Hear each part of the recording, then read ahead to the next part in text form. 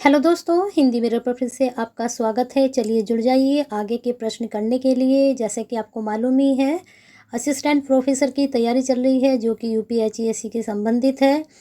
5th unit आपकी चल रही है, इतिहास से संबंधित है। जो दोस्त आज ही चैनल से जुड़े हैं या अभी जुड़े हैं तो देख लीजिए, आपकी जो यूनिट चल रही है 5th यूनिट चल रही है और उसमें भारतीय इतिहास एवं भूगोल यानी कि जो आपका भारत का इतिहास है और उसके भूगोल से संबंधित जो यूनिट है आपकी।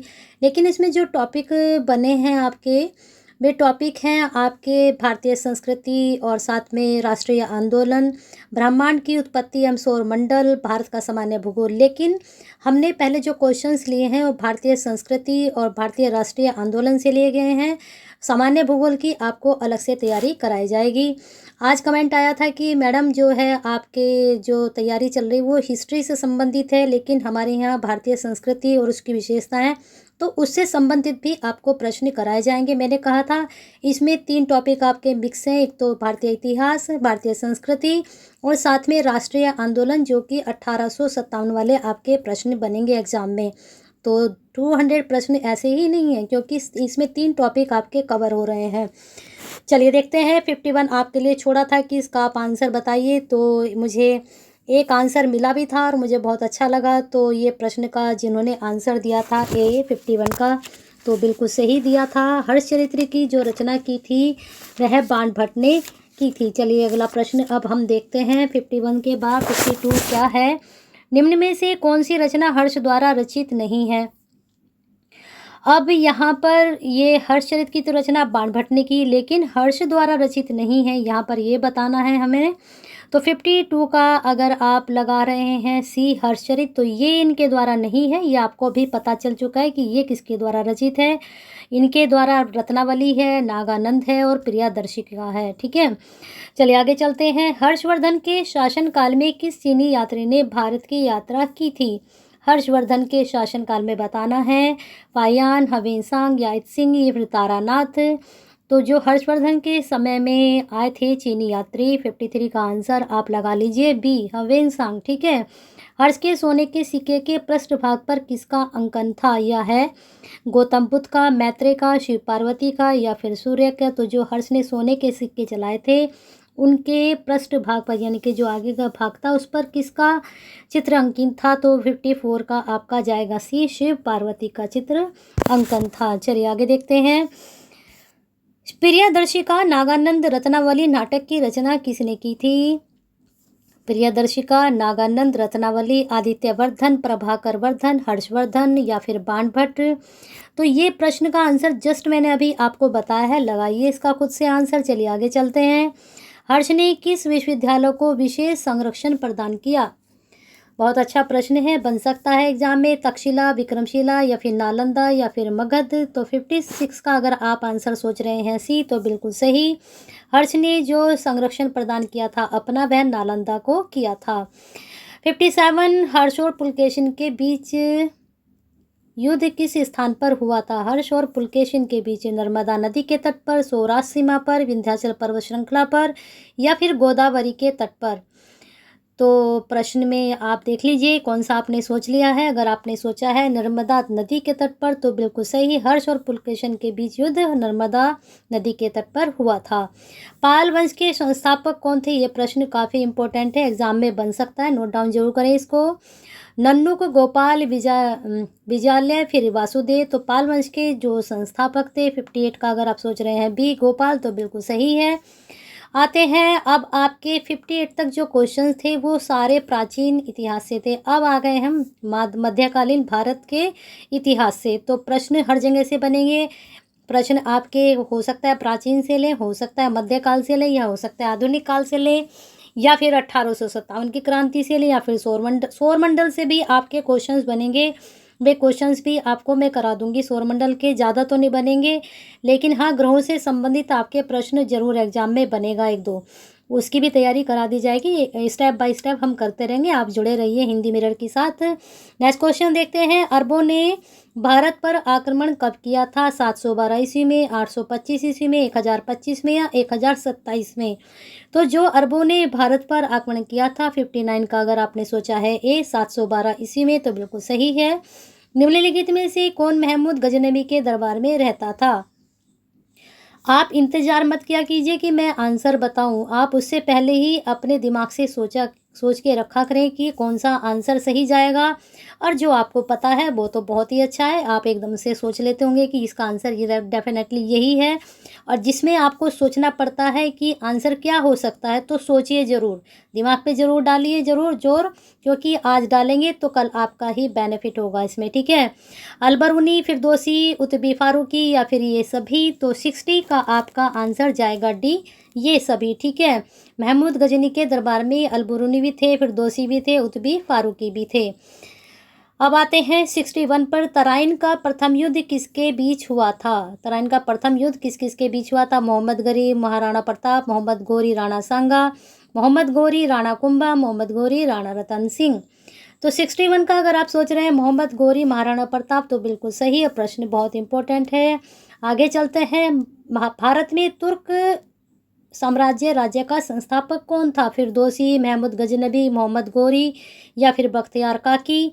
तो भारत में तुर्क साम्राज्य राज्य का संस्थापक जो रहा है वह रहा है मोहम्मद गोरी, ठीक है। अब वो खुद तो यहाँ नहीं रहा था, लेकिन उसने अपने जो है छोड़ दिए थे। अब देखिए, आप थोड़ा सा पढ़ लीजिए इसके बारे में। लाल बख्श की उपाधि किसे दी गई? मोहम्मद गरी, कुतुबुद्दीन ऐबक, इल्तुतमिश, गयासुद्दीन बलबन। तो कुछ याद आया कि इनको छोड़ा था उन्होंने यहाँ पर, ठीक है। अब देखते हैं लाल बख्श की उपाधि 63 का भी कुतुबुद्दीन ऐबक को, और शायद ये इन्हीं को छोड़कर गए थे, या पक्का है इन्हीं को छोड़कर गए थे। चलिए आगे चलते हैं। अढ़ाई दिन का झोपड़ा का निर्माण करवाया इल्तुतमिश ने, रजिया सुल्तान ने, बलबन ने या कुतुबुद्दीन ऐबक ने? तो जो अढ़ाई दिन का झोपड़ा था बहुत फेमस है ये, और इसका प्रश्न एग्जाम में बनता भी है। तो 64 का डी ही जाएगा, कुतुबुद्दीन ऐबक ने।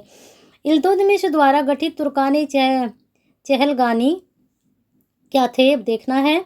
घुड़साल के संगठित सवार, 40 सरदारों का दल, शासन के मुख्य उत्तराधिकारी, व्यापारिक संगठन। तो इल्तुतमिश द्वारा जो तुर्कानी चहलगानी थे 65 के, अगर आप सोच रहे हैं भी 40 सरदारों का दल, तो बिल्कुल सही जा रहे हैं। चलिए आगे देखते हैं। एकता प्रणाली पहली बार लागू की गई थी, ये प्रश्न काफ़ी इंपॉर्टेंट है, देख लीजिए इसको। इल्तुतमिश द्वारा, ऐबक द्वारा, बलबन द्वारा, अकबर द्वारा। तो 66 का अगर आपने सोचा है इल्तुतमिश, तो बिल्कुल सही, एकता प्रणाली इल्तुतमिश के द्वारा लागू की गई थी। शमसी वंश की संस्थापक किसके द्वारा हुई? कुतुबुद्दीन ऐबक, मोहम्मद गोरी, इल्तुतमिश या फिर बलबन? तो 67 का आंसर जाएगा सी, इल्तुतमिश के द्वारा। जीतल तथा टंकन नामक सिक्के किसने चलाए थे? इल्तुतमिश ने, बलबन ने, ऐबक ने या फिर अकबर ने? तो जीतल और टंका सिक्के जो चलाए थे 68 का अगर आपने सोचा है इल्तुतमिश, तो बिल्कुल सही है, और प्रश्न भी बहुत इंपॉर्टेंट है ये आपके लिए। आगे देखते हैं। सुल्तान को नियामत खुदाई किसने कहा? इल्तुतमिश, कुतुबुद्दीन ऐबक, गयासुद्दीन बलबन, अलाउद्दीन खिलजी। तो सुल्तान को नियामत खुदाई जो कहा था 69 का आपने गयासुद्दीन बलबन लगाया है, तो बिल्कुल सही है। नेक्स्ट क्वेश्चन देखते हैं। अपने विरोधियों के प्रति कठोर लोह एवं रक्त की नीति का पालन किया, अलाउद्दीन खिलजी, गयासुद्दीन बलबन, कैकोबाद या फिर इल्तुतमिश? तो 70 का आपका आंसर जाएगा बी, गयासुद्दीन बलबन। दोस्तों एक चीज़ क्लियर कर दूं, अभी मेरे पास कमेंट आया था कि मैडम जो है, मैं दोबारा इस चीज़ को सॉरी रिपीट कर रही हूँ कि संस्कृति से संबंधित प्रश्न हैं इस वाली यूनिट में। तो आप जो लास्ट ईयर के आपके पेपर हैं उनको आप उठा कर देखिए, मैंने कराए हुए हैं। मैंने जो आपको बता रखा है ना कि 75 की और 45 की मैंने आपकी प्लेलिस्ट में बनी हुई है, तो उसमें आपके टॉपिक हैं अलग अलग। कुछ लास्ट ईयर के मैंने पेपर भी डाले हैं, उनको ज़रूर देखिए। तो आपके जो लास्ट ईयर के पेपर हैं, तो वहाँ पर हिस्ट्री के प्रश्न काफ़ी आए हुए हैं, आप देखिए लास्ट ईयर के पेपर उठाकर। इस वजह से मैं ये कंटेंट आपके लिए लेकर आई थी। संस्कृति के भी इसमें है 15-20 क्वेश्चन, उनको भी कराएंगे। प्रसिद्ध फारसी पर्व नौरोज़ किसने प्रारंभ किया? अलाउद्दीन खिलजी, बलबन, मोहम्मद तुगलक, फिरोज तुगलक? तो 71 का आपका जाएगा बी, बलबन, ठीक है। 1266 ईस्वी में नासरुद्दीन महमूद की मृत्यु के बाद कौन शासक बना? रुकुद्दीन, मोहम्मद मंसूर, बहाउद्दीन या फिर कैखुसरो? तो बताना है इसमें। 72 का आपका आंसर जाएगा सी, बहाउद्दीन, ठीक है। अब आते हैं 73 पर। सिकंदर सानी की उपाधि धारण करने वाला शासक था? जलालुद्दीन खिलजी, अलाउद्दीन खिलजी, फिरोज तुगलक या फिर शेरशाह सूरी? तो 73 का अगर आप सोच रहे हैं बी अलाउद्दीन खिलजी, तो प्रश्न भी अच्छा है और प्रश्न का आंसर भी आपको मिल चुका है। अलाउद्दीन खिलजी ने खम्स में सुल्तान का हिस्सा 1/4 भाग के स्थान पर बढ़ाकर कितना कर दिया था? 2/3, 3/4, 1/3, 3/2। तो 74 का अगर आपने सोचा है बी 3/4, तो बिल्कुल सही है। अलाउद्दीन खिलजी ने खम्स में सुल्तान का हिस्सा 1/4 से 3/4 कर दिया था, कितना बढ़ा दिया था, है ना। चलिए आगे देखते हैं। अलाउद्दीन खिलजी ने दीवाने मुस्तखराज की स्थापना की, यह संबंधित था राजस्व विभाग से, खम्स के निर्धारण से, बाजार नियंत्रण से, या इनमें से कोई नहीं। तो अलाउद्दीन खिलजी ने दीवाने मुस्तखराज की स्थापना किसके लिए की? तो वह की थी राजस्व विभाग से संबंधित। सितार और तबले के आविष्कार का श्रेय किसे दिया जाता है? बिल्कुल इजी है, बताइए इसका कमेंट बॉक्स में आंसर। आगे चलते हैं। बरीद तथा मुनहियन संबंधित थे राजस्व विभाग से, सैन्य विभाग से, गुप्तचर विभाग से, कृषि विभाग से। तो 77 का आपका जाएगा सी गुप्तचर विभाग। ठीक है, गुप्तचर विभाग से संबंधित थे बरीद मुनहियन। तुगलक वंश का संस्थापक था जौना खां, फिरोज शाह तुगलक, मोहम्मद तुगलक, या फिर गयासुद्दीन तुगलक। ये फिरोज है, फिरोज होगा यहाँ पर। ठीक है, तो 78 का आपका जाएगा डी गयासुद्दीन तुगलक वंश का संस्थापक था। मोहम्मद बिन तुगलक द्वारा उठाए गए कदम जो असफल रहे? राजधानी परिवर्तन, सांकेतिक मुद्रा, खुरासान अभियान, या फिर ये सभी। तो 79 का आपका डी जाएगा। मोहम्मद बिन तुगलक जो है राजधानी बदलते रहता था अपनी, उन्होंने सांकेतिक मुद्रा चलाई जिसका वो भी नाकामयाब रही, फिर खुरासान अभियान चलाया, वो भी इनका असफल रहा। अब आ गए हैं हम 80 पर। दीवाने को ही किस विभाग का दूसरा नाम था? बहुत अच्छा प्रश्न है ये, और देख लीजिए राजस्व विभाग, कृषि विभाग, विदेश विभाग, या फिर गुप्तचर विभाग। तो 80 का अगर आप सोच रहे हैं बी कृषि विभाग, तो बिल्कुल सही है। अब आते हैं हम 81 पर। इब्न बतूता को किसने चीन के दरबार में राजदूत बनाकर भेजा? इब्न मोहम्मद बिन तुगलक ने, फिरोज शाह तुगलक ने, अलाउद्दीन खिलजी ने, इनमें से कोई नहीं। इब्न बतूता के बारे में आपको शायद मुझे लगता है प्रश्न आज ही पढ़ रहे होंगे। इब्न बतूता कौन थे? तो ये चीन के दरबार में गए थे राजदूत बनकर। तो 81 का आपने आंसर सोचा है मोहम्मद बिन तुगलक, अगर आपने सोचा है तो बिल्कुल सही है। अब आगे देखते हैं। रेहला नामक पुस्तक लिखी गई इब्न बतूता द्वारा, अमीर खुसरो, हसन निजामी, या फिर मिनहाज द्वारा। प्रश्न इंपॉर्टेंट है, नोट डाउन कर सकते हैं। 82 का आपका जाएगा इब्न बतूता द्वारा। ठीक है, किस सुल्तान के काल में दिल्ली सल्तनत का सर्वाधिक विस्तार हुआ? बलबन, अलाउद्दीन खिलजी, मोहम्मद बिन तुगलक, या फिरोज तुगलक। तो दिल्ली सल्तनत का सर्वाधिक विस्तार जो हुआ था 83 का आपका आंसर जाएगा सी मोहम्मद बिन तुगलक के टाइम में। जजिया कर पहली बार ब्राह्मणों पर किसने लगाया था? मोहम्मद बिन तुगलक ने, फिरोज शाह तुगलक, औरंगजेब, या फिर बलबन। तो 84 का आपका जाएगा बी फिरोज शाह तुगलक ने पहली बार जजिया कर ब्राह्मणों पर लगाया था। फिरोज शाह तुगलक द्वारा स्थापित दीवाने खैरात किससे संबंधित था? गरीबों की सहायता से, रोजगार से, दवाखानों से, या इनमें से कोई नहीं। तो फिरोज शाह तुगलक द्वारा जो दीवाने खैरात था 85 का अगर आप सोच रहे हैं गरीबों की सहायता से, ये नाम से ही पता चल रहा है दीवाने खैरात। खैरात तो सभी जानते हैं ना कि हमें किसी की खैरात नहीं चाहिए, भीख नहीं चाहिए, तो गरीबों की सहायता से संबंधित था ये शब्द खैरात। ठीक है, खिज्र खां के पश्चात सैयद वंश का शासक कौन बना? ये प्रश्न अक्सर पूछा जाता है, इसको देख लीजिए। मुबारक शाह, आलम शाह, फिरोज शाह, या फिर इनमें से कोई नहीं। सैयद वंश से क्वेश्चन आता है। 86 का आपका आंसर जाएगा ए मुबारक शाह, है ना। निम्न में से कौन सैयद वंश के शासक थे? खिज्र खां, मुबारक शाह, मोहम्मद शाह, या फिर सभी। तो 87 का अगर आप सोच रहे हैं डी, तो बिल्कुल सही है। खिज्र खां भी था, मुबारक शाह भी, और मोहम्मद शाह भी। लोधी वंश का संस्थापक कौन था? ये प्रश्न भी अच्छा है। बहलोल लोधी, सिकंदर लोधी, इब्राहिम लोधी, इनमें से कोई नहीं। लोधी वंश से भी प्रश्न बनते हैं। 88 का आपका जाएगा ए बहलोल लोधी। 21 अप्रैल 1526 में पानीपत के प्रथम युद्ध में बाबर का युद्ध किससे हुआ? ये प्रश्न भी इंपॉर्टेंट है। इब्राहिम लोधी से, सिकंदर लोधी से, सिकंदर सूर से, या फिरोज शाह तुगलक। तो बाबर का युद्ध किससे हुआ था? तो 89 का आपका आंसर जाएगा ए इब्राहिम लोधी से, और डेट भी इसकी याद रखिए। पानीपत का प्रथम युद्ध पूछा जाता है हमेशा एग्जाम में। अब आते हैं आगरा शहर की स्थापना कब की गई? किसके द्वारा की गई? बहलौल लोधी द्वारा, फिरोज शाह तुगलक द्वारा, सिकंदर लोधी द्वारा या फिर इब्राहिम लोधी द्वारा। तो आगरा शहर की स्थापना किसके द्वारा की गई थी? ये की गई थी सिकंदर लोधी के द्वारा। आगरा का अगर आप शहर गए हों तो याद रखना कि ये शहर बसाया हुआ किसका है? सिकंदर लोधी का।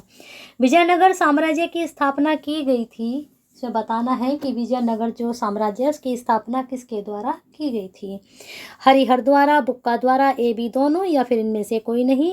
ये प्रश्न जो इनमें से कोई नहीं आता, ये बहुत कम ही बनता है। ज़्यादातर जो आता है कि इनमें से सभी, वो ज़्यादा बनते हैं। इस तरह के भी बन जाते हैं आंसर। तो 91 का आपका यही जाएगा, ए बी दोनों। चलिए आगे देखते हैं। विजयनगर में शासन किया किसने किए या फिर किया? संगम वंश ने, सालू वंश ने, तुगलक वंश ने या फिर इन सभी ने। तो 92 का अगर आपने आंसर सोच लिया है डी, ये सभी, तो बिल्कुल सही है। संगम वंश, सालू वंश, तुगलक वंश सब ने विजयनगर में शासन किया था। राजा कृष्णदेव राय किस वंश से संबंधित थे? यहाँ पर बताना है। सालू वंश से थे, तुगलक वंश से थे, संगम वंश से, इनमें से कोई नहीं। तो राजा कृष्णदेव राय के बारे में सभी ने सुना है, काफ़ी इन्होंने सुधार किए थे भारत में। तो 93 का आपका आंसर अगर आपने सोचा है बी, तुगलक वंश, तो बिल्कुल सही है। पुर्तगाल का यात्री नुनीज किसके दरबार में आया था? कृष्णदेव राय के, देवराय द्वितीय के, मल्लिकार्जुन के, देवराय प्रथम के। तो पुर्तगाल का जो यात्री नुनीस था 94 का अगर आपने सोच लिया है आंसर सी, मल्लिकार्जुन, तो बिल्कुल सही है। अब्दुल रज्जाक 1442 में अपनी भारत यात्रा के दौरान किसके दरबार में आया? कृष्णदेव राय, देवराय द्वितीय, मल्लिकार्जुन या देवराय प्रथम। अब्दुल रज्जाक के बारे में पूछा गया है। 95 का भी देवराय द्वितीय के दरबार में भारत आए थे। अब है कुतुबशाही 1812 में किस राज्य से संबंधित हैं? अब देखो धीरे धीरे हम आ रहे हैं, 57 पे धीरे धीरे आ जाएंगे, ऐसे ही संस्कृति पर भी आ जाएंगे। तो अहमदनगर, गोलकुंडा, बीदर, बरार। तो कुतुबशाही किस राज्य से संबंधित है? तो 96 का आपका आंसर जाएगा बी, गोलकुंडा से संबंधित। प्रश्न जरूर बनता है, देख लीजिए। सर्वप्रथम तोप तथा बंदूक का प्रयोग करने वाला शासक था? फिरोज शाह तुगलक, इब्राहिम लोधी, हुमायूं, बाबर। मुझे लगता है ये वाले प्रश्न का आंसर मोस्टली स्टूडेंट को पता ही होगा, क्योंकि इस तरह के प्रश्न ये हम बचपन कह सकते हैं या 10th कह सकते हैं, वहाँ से हम पढ़ते हुए आए हैं एसएसटी में। तो 97 का आपका आंसर अगर आपने सोचा है डी, बाबर, तो बिल्कुल सही है। इन्होंने सर्वप्रथम तोपकार बंदूक का प्रयोग किया था। खानवा का युद्ध 1527 में बाबर ने किसके साथ लड़ा? मेदिनी राय, महमूद लोधी, इब्राहिम लोधी, राणा सांगा। और ये खानवा युद्ध पूछा जाता है, पानीपत का युद्ध, खानवा का युद्ध पूछे जाते हैं प्रश्न। तो 98 का अगर आपने सोचा है डी, राणा सांगा, तो बाबर ने 1527 में राणा सांगा के साथ युद्ध किया था या लड़ा था। खानवा का युद्ध ये कहा गया था, है ना। आपको प्रश्न मैं बार बार इसलिए पढ़ती हूँ कि आपके बिल्कुल दिमाग में प्रश्न बैठ जाए। आंसर तो बैठ ही जाता है, लेकिन प्रश्न भी बैठना जरूरी है आंसर के साथ साथ। हुमायूं नामा की रचना किसने की थी? रोशन आरा ने, नूरजहां ने, जहां आरा ने, गुलबदन बेगम ने। तो 99 का अगर आपने सोचा है डी, गुलबदन बेगम, तो बिल्कुल सही है। कौन थी गुलबदन हुमायूं की? पता करिए कौन थी ये।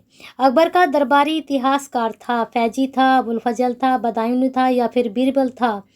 आप सभी को पता है कि बीरबल तो थे ही इनके दरबार में, लेकिन ये इतिहासकार नहीं थे। अब इसमें से इतिहासकार कौन थे वो हमें निकालने, एलिमिनेट पहले हो जाते हैं। तो 100 में अगर आपने सोचा है अबुल फजल, तो बिल्कुल सही सोचे हैं। अब 101 आपके सामने है प्रश्न, सोच के रखिए इसका आंसर। अगर आता है तो कमेंट बॉक्स में ज़रूर बताएं इसका आंसर। और साथ ही क्या करना है, लाइक करना है, शेयर करना है, और ज़्यादा से ज़्यादा ये कंटेंट किनके पास पहुँचे? हम जैसे साथी, आप जैसे साथी जो तैयारी कर रहे हैं असिस्टेंट प्रोफेसर की, यूपीएचईसी की, तो उन तक ये कंटेंट पहुँचे और उनका भी पेपर अच्छे से अटेम्प्ट हो, आपके जैसा, हमारे जैसा। और क्या करना है, लाल बटन नहीं दबाया है तो वीडियो पसंद आई तो दबा कर जाएँ, बेल आइकन नहीं हिट किया तो करके जाएँ, क्योंकि आज आपकी 20 हो चुकी है। हमारे पास 10 दिन बचे हैं। 10 दिन के अंदर हमें बहुत अच्छे से तैयारी करनी है। सारे यूनिट हमें कवर करनी है जल्दी से जल्दी। कल तक आपकी हिस्ट्री का ख़त्म हो जाएगा और उसमें आपका एक ही दिन में मैं फिर ज्योग्राफी ख़त्म करने की कोशिश करूँगी कि आपके टॉपिक सारे जल्दी से जल्दी फिनिश कर दूँ आपके में, है ना। उसके बाद में भारतीय संविधान से संबंधित आपके प्रश्न लेकर आऊँगी परसों। कल तो आपकी हिस्ट्री, उसके बाद ज्योग्राफी, उसके बाद आपका संविधान से संबंधित। तो क्या करना है, बेल आइकन हिट करना है और सब्सक्राइब करना है, और साथ में लाइक और शेयर तो ज़रूर ज़रूर करना है। अपने लिए नहीं, हमारे लिए नहीं, औरों के लिए करना है, जिन तक ये कंटेंट पहुँचे। तो बने रहिए हिंदी मिरर के साथ और अपना प्यार और साथ ऐसे ही बनाकर रखिए।